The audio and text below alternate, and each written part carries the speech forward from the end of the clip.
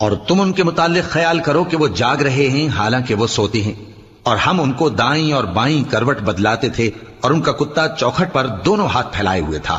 اگر تم ان کو جھانک کر دیکھتے تو پیٹ پھیر کر بھاگ جاتے اور ان سے دہشت میں آ جاتے۔ اور اسی طرح ہم نے ان کو اٹھایا تاکہ آپس میں ایک دوسرے سے دریافت کریں۔ ایک کہنے والے نے کہا کہ تم یہاں کتنی مدت رہے؟ انہوں نے کہا کہ 1 دن یا اس سے بھی کم۔